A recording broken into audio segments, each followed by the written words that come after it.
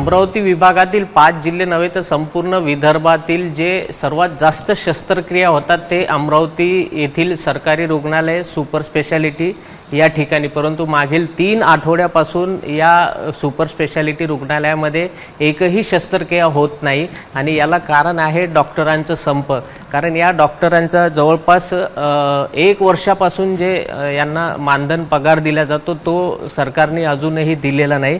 याचा परिणाम जर बघितला तर या ठिकाणी संपूर्ण शुकशुकाट आहे, एकही रुग्ण या ठिकाणी आलेला नाही।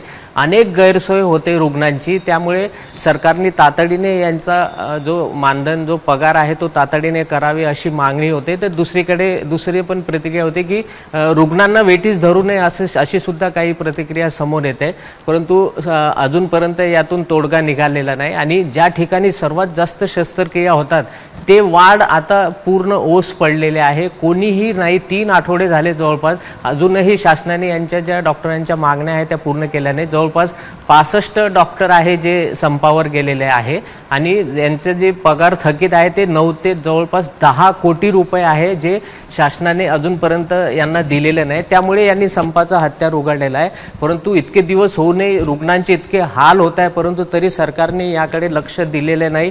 त्यामुळे रुग्णांचे जे नातेवाईक आहेत ते मात्र त्यांचे संतप्त प्रतिक्रिया आपल्याला पाहायला मिळते। कॅमेरामॅन अमोल देशमुखचा प्रणय निर्बाण, एबीपी माझा, अमरावती।